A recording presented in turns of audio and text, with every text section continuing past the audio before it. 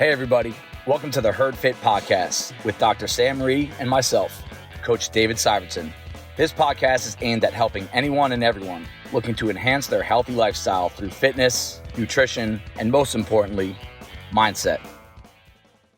All right, welcome back to the Herd Fit Podcast. I'm Coach David Syvertsen. I'm here with my co-host, Dr. and Coach Sam Rhee. Back to just the two of us after a great episode with Dave and Christine talking about the Asbury Park Summer Games last week. Hope you guys enjoyed that. Today we're going to kind of go into, this kind of was inspired by Asbury, but also the Legends qualifiers. We're not going to spend an entire hour talking about the Legends workouts because I know a lot of you aren't doing them, but we are going to touch on them a little bit in relation to the macro level topic of today, and that is, how do I strategize for a workout? And the second we bring up strategy for a workout, some will kind of like dig their heels in and want to listen. Others are, dude, that's not me. And I do think at some point in your CrossFit life, your CrossFit journey, you're going to have to go down this path just a little bit. And strategizing can be an intimidating way of saying pacing. Like that really can just be what we talk about. We talk about as coaches all the time. And it's not for you to only feel more comfortable in a workout or because a coach doesn't know what to do, so they're just going to talk about pacing. It's for you to get more output out of your workout. Everything in CrossFit is measurable. You are doing things for time. You are doing things for reps. You are doing things for load. Whether you will take it serious or not, whether you're competitive or not, you still are getting measured by numbers, and when you have numbers and you have performance put together, there's some analysis there. And when there's analysis there, that means there's strategy to get to that result. So maybe not the most exciting topic in the world, and some of you might not relate to it that much, but I promise the more we get into it, you're going to start to nod your head a little bit, and you're going to find some parallels between strategy and your workout. I would say everyone strategizes to a certain degree. Even if you're one of those people who's like, you know what? I just come in, I do the workout. I don't want to think. I don't want to do anything. I just want to move. Well, I'll tell you, if you're someone who actually looks at the workout and says, if you're someone who says, you know what, I'm just going to go as hard as I possibly can for the entire workout and just go ham, fine. You are one of those rare people who actually isn't strategizing. But if you actually look at a workout and say, that looks really hard, maybe I'm not going to go quite as fast at the beginning as I thought, or I think I'm going to try to go fast and then hang on at the end. If you're thinking that, guess what? You just strategize the workout. Exactly. So you're always, I can't think of a single person unless they just started. And even then, they're still looking at it going, 50 burpees. Wait, how fast? I'm not going to go too fast on that. Or, 20 cal row. Okay, well, I can't go too fast on that. If you start thinking that, you've already started strategizing. It's like a high volume workout, high volume wall ball workout. This Friday, we have a workout. I guess by the time this comes out, it'll be this past Friday's workout that has 5 different rounds of 30 wall balls at a time. You're going to go to that wall ball at some point and say, all right, I'm going to do X amount. It might be 2, it might be 5, it might be 30. That's strategy right there. That's strategy. So, yeah, I think... And if you're a coach, it's even more important to be able to imagine a workout and strategize how people are going to do it. And it's not about necessarily about putting up the best number. It's about not feeling like ass at the end of the workout. That's all I want to do. I don't want to feel like someone hit me with a Mack truck by the end of the workout. It's not fun if you mispace a workout and you just feel like ass the whole time workout. Right. So if you don't want to feel like awful at the end of the workout, listen to this because it actually does help. And for the performance-favored athletes, for those that are pursuing competitive goals or you really are trying to get the most out of every workout and you do care about your scores, if you feel like you're kind of in a rut, can't get over the hump, you feel like there's something else you can physically give, but you just can't get there, this is the answer.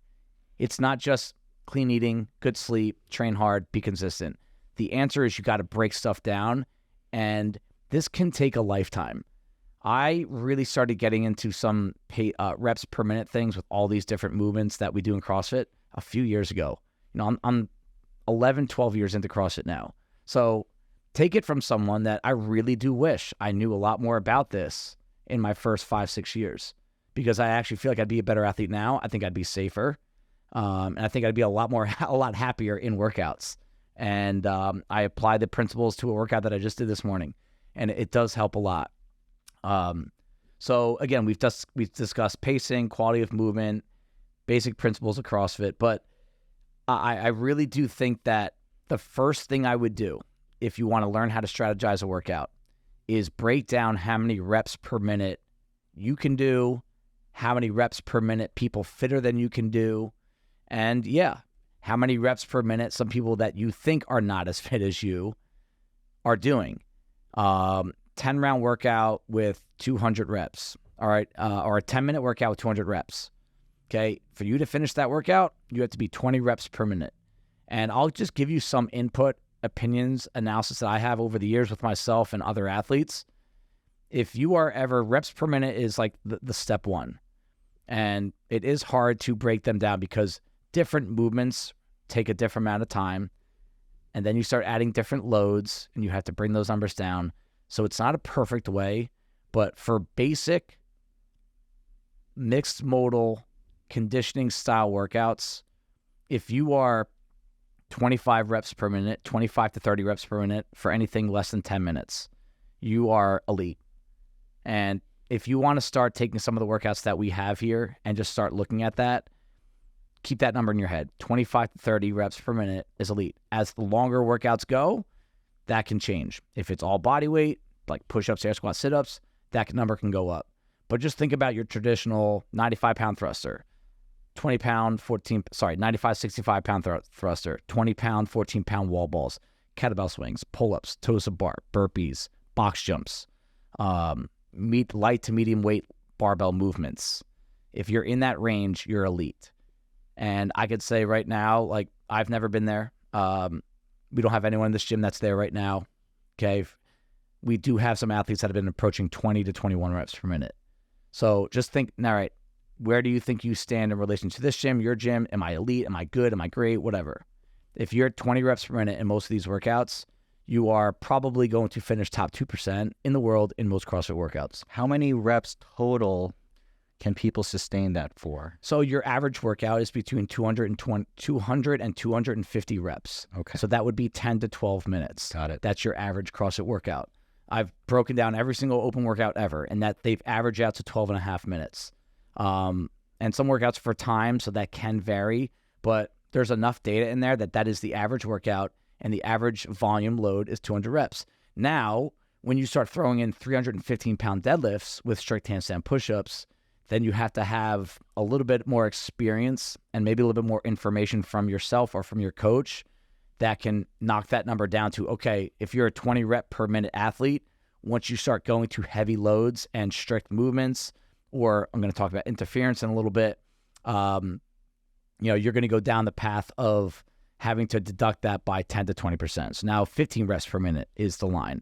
And again, this can really get too deep. I don't want to go that deep yet. I want to think about your traditional CrossFit workouts.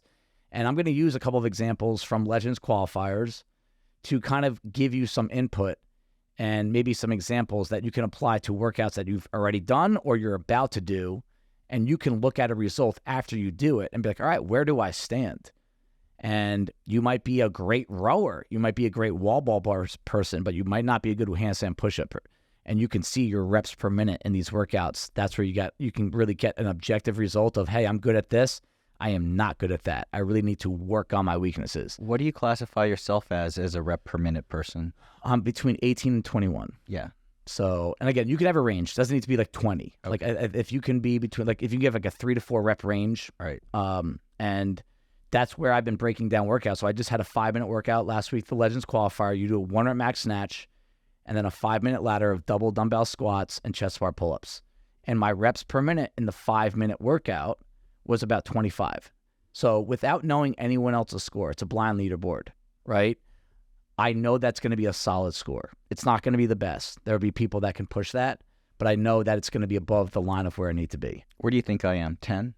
10 reps per minute in that workout? No, any workout in that on average. No, I would say you're between 13 and 16. Oh, okay. Yeah. So let's break it down. Our workout, a Legends workout that Sam just did, and I just want to make sure my math is correct on this because the result came in real time. It just happened about an hour ago. Sam did, in my opinion, one of the hardest workouts mentally to take on in Legends. It was 9, 15, 21, 27. That's the rep scheme. Cow row, burpees over rower. Okay. That is a 144 rep workout. All right. Sam's time was 7:45. so just under 8 minutes. Yeah. Okay. That's 18 reps per minute. Okay. Right. Like right around 18 reps per minute. Okay. And that's why Sam got done with that workout. And I said, Sam, just so you know, that's a really good score. And I didn't even know the results of a previous. They did this qualifier last year, but they did it in reverse order. But at the end of the day, the volume was the same. The movements were the same. 27, 21, 15, 9. Correct. Yeah. And I looked at his age group after I told Sam, because I almost like was wide-eyed. When you got done, I was like, I think Sam just annihilated that workout. And I could tell he wasn't all juiced up and like trying to motivate himself and trying to qualify. And we talked a little bit of strategy before the workout. And again, I promise we'll get to that based on this whole reps per minute thing. But I just immediately looked at that score and I knew how many reps were in that workout, did some quick math of reps per minute. And I knew it was more than 15, not quite 20, but that's a good score. Then I go to the leaderboard from last year in his age group, and I think it would have been a 4th place score in the world. And Sam's a good rower. He's not a great rower. He is very well conditioned, and I do think burpees are a huge strength for him. Yeah. They always have been. Yeah, always. You're just good at burpees. Yeah. So let's break this down a little bit, Sam. Okay, shout out to Ella, though, for doing it with me. That helped a lot to have someone also working out next to you. Yeah, you probably that probably did help you out time-wise a little bit, just to have some energy next to you. For sure. But, you know, when you have a workout like that, Sam, what was your initial approach on how to strategize the workout? So we talked a little strategy about how to do the lateral burpees over row.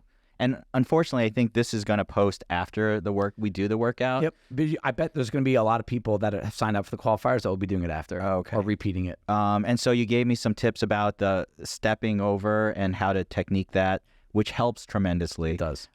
You told me to stay low during the workout, which also helps a lot. Mm-hmm. It's really about figuring out your row pace and then going it's about pacing. Mm-hmm. It's like, so I went out, I didn't have a number in mind when I first started the row, but I started the first 9 cals and I was around 13 to 1400 on the split. And I said, a little hot. I knew I was hot. And so, and then I just did the 9 and I was like, okay, this is fine. And then I did the 15 and I said, let me just stay over 1200. Cause you know the trap with row, right? You try to go 15% harder and you're about 50% more depleted. Mm-hmm. So, you're only saving a couple seconds. Right. Just make sure you're not going, you're at a pace you can maintain. So I went slow on my stroke rate, like 25 per second or something. Big pulls, not fast pulls. I always think that. And then I just kept focusing on the burpees, about being efficient, flopping, coming back up. Yep. It gets hard in the third round. Like, you told me like 50% of the workout is. So 9, 15, the first 2 rounds of the workout are 1/3 of the workout. So a lot of people look at this as a 4-round workout. Yeah. You're done with 2 rounds. Yeah.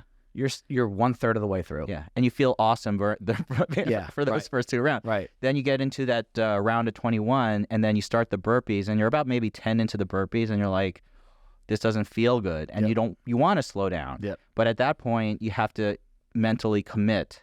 Like, I'm not going to slow down. I'm going to go quick. And then the 27, the hard part is figuring out your pace on the 27 cals.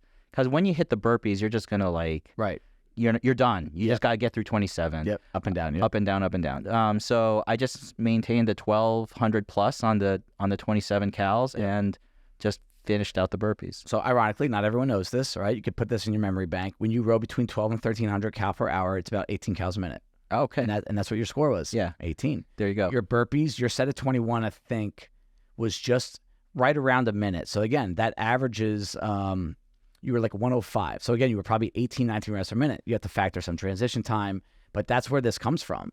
It's like you, without even knowing what your reps per minute was and average and what needed to be good score, that's just where you lived, and you lived there for the entire workout. The mistake that athletes will make on Thursday when you coach, right, is you'll have people that cannot maintain your level of conditioning on this workout. They'll start off doing, I bet, 24 reps a minute. So they're overshooting their load. Then it goes, next minute goes to 20 because you feel like shit. You're slowing down because you don't feel good anymore. Yep. Then it goes down to 16. Then it goes down to a 13. And then maybe you can amp it up at the end because you see the light at the end of the tunnel. Whereas if you just did what Sam did in this workout, he never went as fast as he could. You're going fast, but never as fast as you could. Yeah. And again, you know yourself, experienced athlete, you being a coach definitely helped. But having this reps per minute idea in your head, like I can tell you guys right now, Sam's score is pretty good.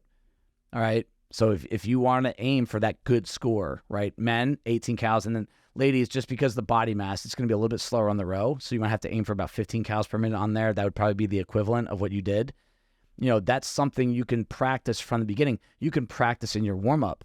Row for a minute, guys. Go row for a minute. Try to get your reps per minute and just understand you're gonna notice, like, wow, that wasn't that bad to get to that 18 reps per minute.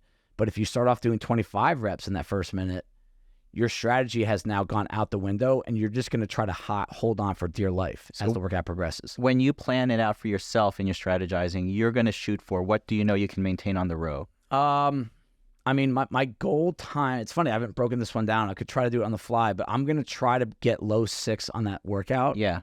So that's probably, 6 minutes in that workout, okay, would be 24 reps a minute. Okay. Very confident I could do that in the rower. What is that pace? That would be 24 calories per hour would be about 1,600, 16 to 1,700. And you can maintain that? Yeah.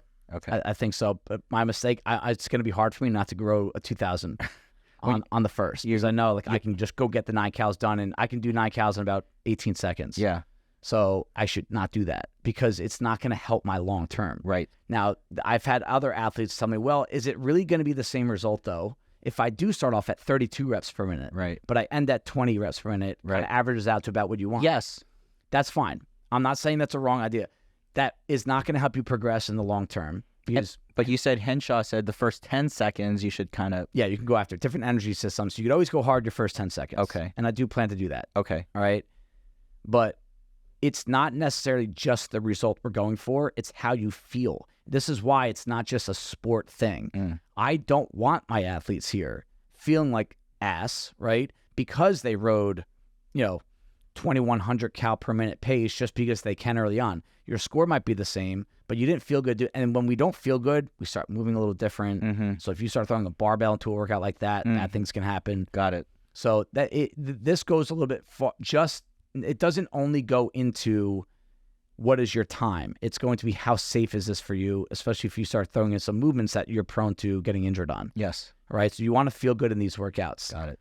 What do you do when there are movements that are, Sam calls this interference. I call them non-complementary movements. Example, I just did handstand push-ups and heavy dumbbell snatch. Complementary, yes, but I do think the dumbbell snatch, locking out the heavy dumbbell, does affect the shoulder fatigue. You can throw in movements like GHD and toast bar into the same workout, or toast bar and ring muscle ups. Yeah. This is where you have to start, again, experience of a coach can help, or you can start writing things down. When you have interference movements, you are likely going to have to cut down your reps per minute by about 50%. So if I can maintain, 20 reps per minute of toes to bar, but you're going to throw GHDs in there as well, I'm going to have to take them combined down to about 15 reps. Right? So not quite 50%. So that's where, this is where a lot of data can come into play, where, yes, you can go do 20 toes to bar straight. That's awesome. You can go do 15 GHDs, but guess what's going to happen when you get back to your toes to bar? So why would you, like today, I purposely broke up my first set of handstand push-ups. I didn't need to, but I knew that if I was going to do 30 handstand push-ups in 45 seconds, which I can do, right, it put me way ahead of the pace that I'm shooting for my goal. Way ahead. So I wanted to maybe take a step back, and I purposely broke them up so that I didn't get to that failure point, especially on a movement like handstand push-ups. So that's where I think that when you have non-complementary movements, interference type movements, and or you have a weakness there, lack of capacity, think about wall balls and thrusters. There are workouts with both of those existing. Deadlifts and box jumps. No, there are workouts with those existing. You're going to have to bump that number down. It's different. I don't want to give everyone their percentage that they have to go down, because that's just where fitness comes into play.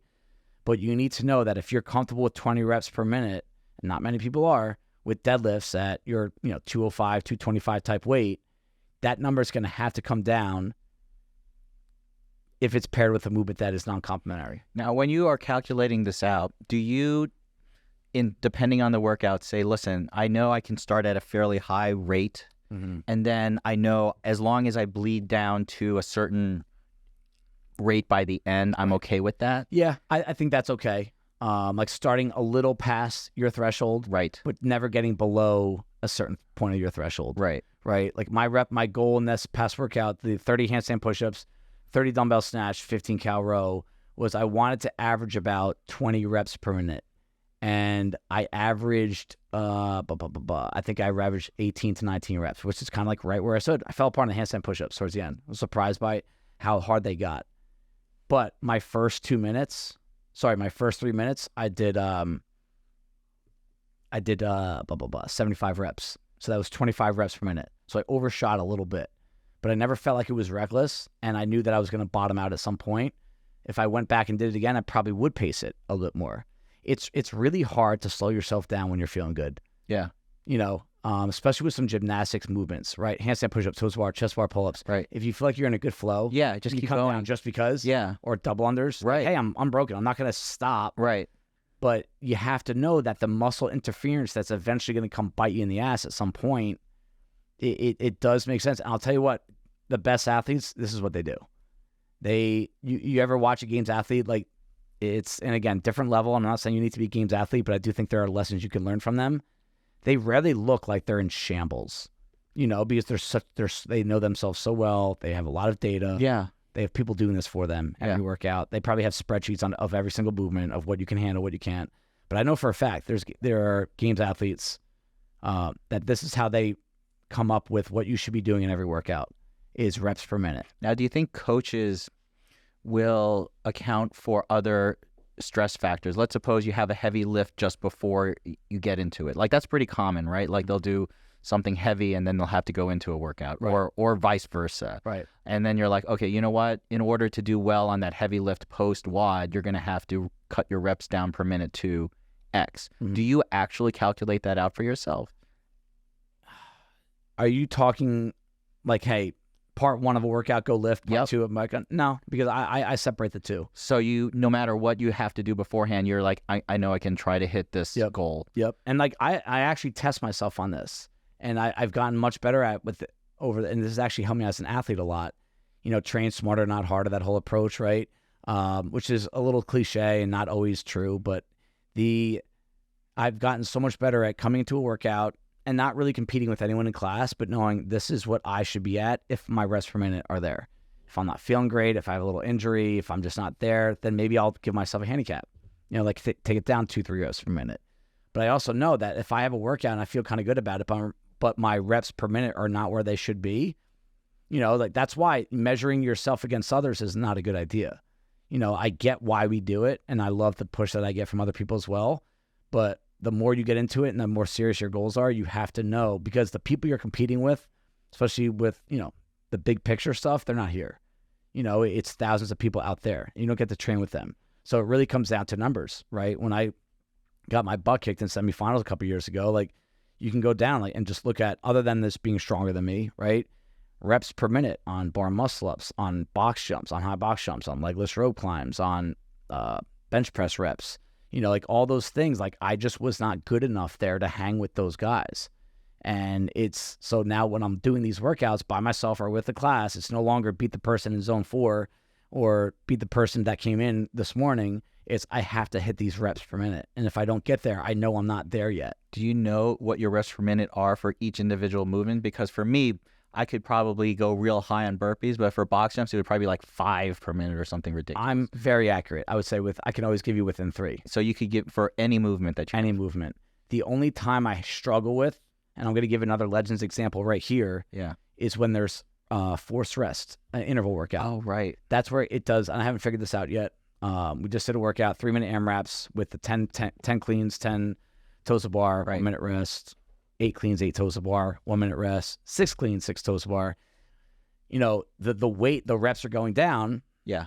But the weights are going up. Yep. And pretty significant, like a 30-pound jump from barbell 1 to barbell 2. Like a lot of, even our lifters in the gym are like, that's when this workout got real, right? It was 155, 185, 205. Yep. And for the women, it was 115, 145, 175, 65, I think. Okay. That was effing heavy for everybody actually at the end. It was brutal. I think it was 115, 135, 145 for the girls. Oh, yes, you're right. Yeah. All right. But they had that big jump too. Yeah. From barbell 1 to barbell 2. 115 to 135. And again, strength comes into this. But, a lot of our athletes said like, hey, you're going to have to bank a lot of reps in that first 3-minute AMRAP because you just can't lift that barbell in the second 2. So yeah, go sell your soul. The shorter the workouts are, the higher your reps per minute should be naturally, right? Now, is that fair it seemed like a lift-centric workout. Definitely was. Because there weren't enough gymnastics in there to really sort of balance it out. Yep. For the for the lifters. Definitely a heavy workout. And they repeated it from 2021, and the weights were lighter. Oh, so yeah. I have a score in that workout. So this is what helped me strategize the workout a little bit. I have a score from 2 years ago. Same exact workout, but the bar was heavier. So I actually did a little equation yesterday, and I looked at power output. Because obviously my score, I think it was about 20 reps less total from 2021. But you do the math on output, how much more you lifted, how much more weight you lifted, even though I was doing less reps, I did a lot more work. So my score technically is better from that period a few years ago.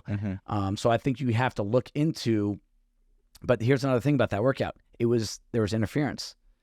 Dave Bogue's like, I could lift and I could do the toes bar, but I couldn't hold on my grip because you are like touch and go cleans. Yes. Then unbroken toes to bar. Yes. You do that for a minute or two, like you just can't close your hands anymore. Yeah. So that's where, you want to start looking at some other factors. And what did I say when you have other factors like that?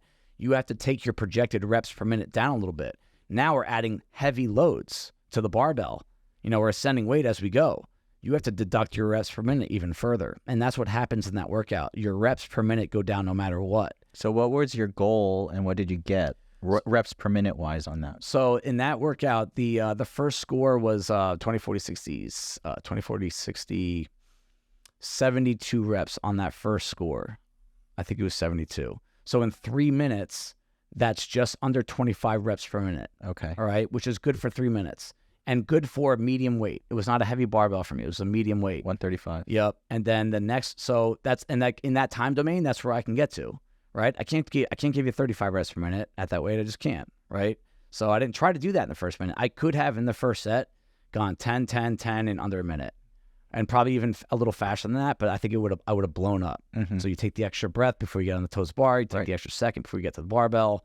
So what was that, 3+ rounds? Yeah, that was 3 + 12. Okay. The second one was 3 rounds, all right, which was 48 reps in 3 minutes, and that's where it goes to 16 reps per minute.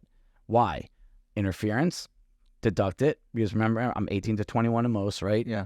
And the heavier barbell. Yeah, 155. So you deducted another, you want to say another 10 to 15%. No. You started at 155 and then you went to 185. 180. That was at 185. Yep. So that reps per minute goes down a pretty significant amount, right?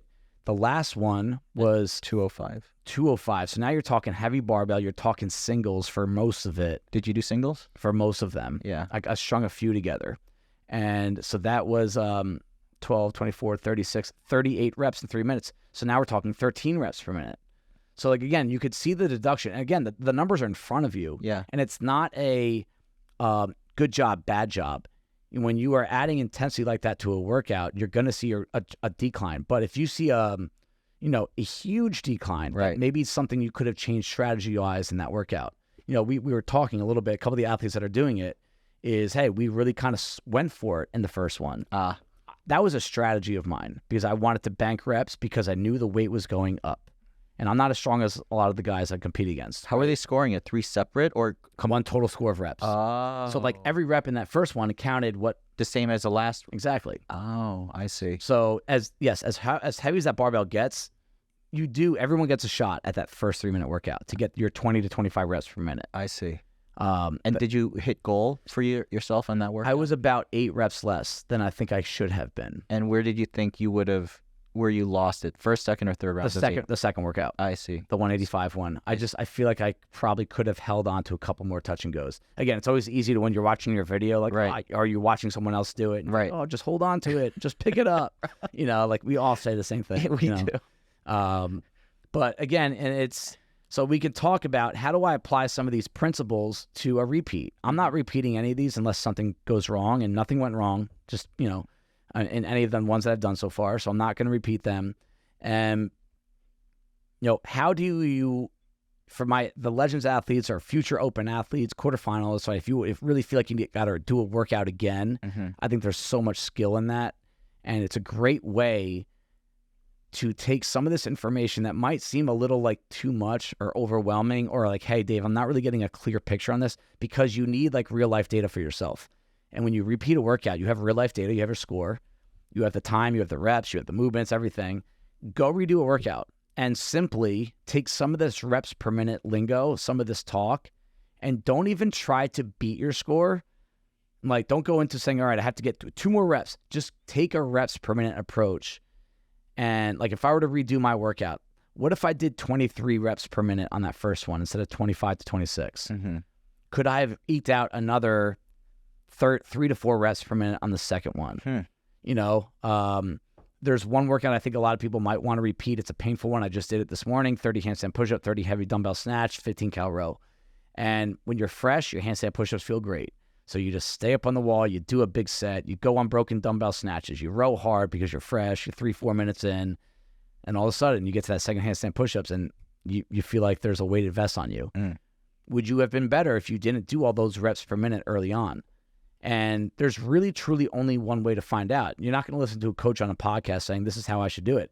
You're going to have to put yourself in these situations, and there's a lot more to this. There's a lot more science to this too, just about how you recover. This is another reason why, Sam, what you just did today after your workout, you hopped on the bike, right?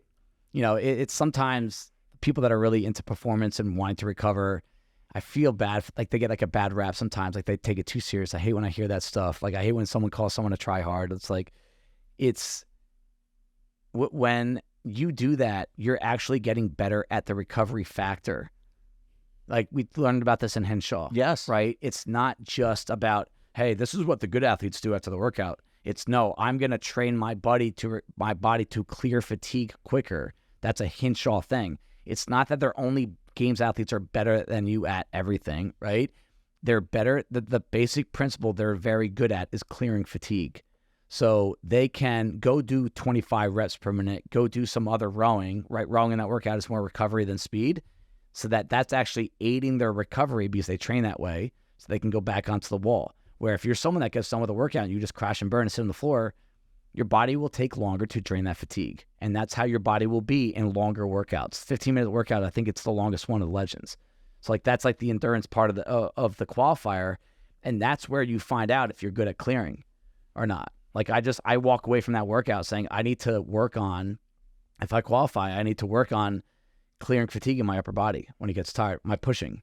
I mean, I've taken Henshaw's course. I've learned so much about it. It's free money on the table. I'm literally leaving if I don't do it. Right. I don't have any aspirations of being an elite athlete, but you're trying to get the most out of yourself. I'm trying, and if all that means is crawling, you literally saw me crawling over to the bike, literally, and just starting to pedal. Like it does 2 things. First of all, you're right. Like I am making the most out of the workout, and the second thing is, and I will tell you right now, it makes me feel better afterwards. Yeah. There's no doubt. Yeah. My legs don't feel as much like ass after that, or in my body, just because you're training your body, like you say, to clear fatigue more efficiently. So I don't know. Developing slow twitch muscle fibers, and one of their purposes is to drain fatigue out of your fast twitch muscle fibers, which is what you use on a movement like handstand push-ups, quick burpees, quick thrusters, wall balls. Like you need those fast twitch muscle fibers, but if they're not drained, they're not recovering because you don't train your slow twitch, you're gonna have a hard time hanging on to stuff, hanging on to paces and workouts. I know it feels really good for me when I just collapse and I'm just like not moving. And that's what everyone else is doing. But I can't do that anymore because I do that and I feel like I said, I'm just leaving that on the table that Henshaw's like, and when he says it in a way that makes it so obvious. Like, why wouldn't you do this? I know. And So good at that. And I listen to him like, yeah, I'm a dumbass for not. So I have to find, even if I was just walking, like sometimes I'll just walk out the door and like, or whatever, row. I don't care. But like, honestly, it's all those little things that help. And this kind of, I'm not a huge reps per minute person, as you know, but I don't want you to do it for every workout, to be honest with you. But you know what? Every now and then do it though. And the repetition that I hear you talk about, like after today, I am going to play around with it just because the numbers are simpler and I'm coaching. Right. So I always count now for every workout that I'm coaching, how many reps are there? Yep. Like, what do I expect my athletes to do? How many reps is a decent time for my beginner athletes, my intermediate athletes, my elite athletes? That's huge, dude. I mean, coaches, if you want to give good guidance to your classes, you have to do this. You have to kind of know where good rep per minute scores are. Right. And even though I am not to the level where I know, what every movement should be, I was telling you the other day, I was looking at a workout and I was like, okay, let me imagine myself doing it. And I turn on the timer and I'm like, okay, 1 rep. Okay, I'm doing another rep. Yeah. And I'm like, okay, so it probably would take me, 10 seconds would take me like 2 reps or 3 reps. Yeah. And then I'm like, okay, this is how long, and I actually, honestly, I underestimate our athletes a lot. Yeah. Oh, yeah. I do too. I do that all the time. I've been wrong several times. I mean, my athletes love making fun of me at 6 a.m. because they're like, you said no one could get to 10 reps. And I got there. And I was like, I remember Reno calling you out on one of the recent workouts, the EMOM 22 with the deadlifts. Right. I remember, do you remember that workout? Yeah. It was, it was 3 deadlifts, no, 6 toes bar, 3 deadlifts, 20 dubs. Yes. EMOM and I remember for athletes, again, double unders are hard to do reps per minute. I count 4 double unders for 1 rep. Okay. Okay, just so you know. That one, if I remember, I don't want to get this wrong. I'll be embarrassed. I'm pretty sure it was 6 toes bar, 3 deadlifts, 20 double unders. I think that's right. Okay. So that to me is 14 reps per minute. Maybe a heavy deadlift for some. So yeah, again, it was like 225, 155. So I remember when you saying it's like, oh, like no one can get this done, or you know, I was like in my head because I got 14, or 13 or 14. I was like, no one's gonna get to like 20. But I was like, you know what? There's people in the gym that can do 14 reps per minute for 20 minutes. And like, so I knew people, and I think we had like 10 finish that day. And again, there's other factors that come into play. How recovered somebody is 225 really heavy for you, right? That's a part of it. But it's just funny that as a coach, if you do spend some time prior to coaching and you do want to give good guidance on what a good score is, or what a competitive score is, or what are the best scores, right? Some people do want to know that, even though they can't get there yet, they want to know. How long does it take you to do 10 toes bar? I texted Alex a video of, I'm working with Alex right now, and I have a video clip of my workout that I just did Friday, the toes bar cleans. And I see myself, I send it to him, I look at the clock, and there's 16 seconds left. I have 2 cleans left, and there's 10 toes bar. I knew in that moment I was going to finish the round. Really? You're going to get 2 cleans and 10 toes to bar done in 16 seconds? Because I know I can do 10 toes bar the fast way, because there's 2 ways to do them. Right. In 12 seconds. With the legs coming down, with a slow arc or a big arc. Yep. And again, quick arc. You got that minute rest coming up. You empty the tank. Like, I always like being able to finish the workout strong. So you keep enough in that, hey, I got to go. 2 touch and go cleans, 2 seconds each, walk to the bar, 10 toes bar, 12 seconds. And I was like, I looked at the clock for a half a second and I knew. I was like, where other people, they might not know what their reps per minute are with toes bar, with touch and go cleans. And it's valuable information that I just think it could simply help you guys out. So I just want to wrap it up with that line that it's, if you spend a little bit more time writing some things down, like there's probably someone out there much better than me at creating like a really good looking spreadsheet of all your movements, what you can sustain reps per minute. I have a couple workouts for you guys that if you want to test them out, I can give them to you. You can test out your reps per minute over the course of 3 minutes, X amount of rests, all that stuff. And you have, again, you're not going to have an objective number like 24.2. It's going to be like a range, an 18 to 21, 21 to 24.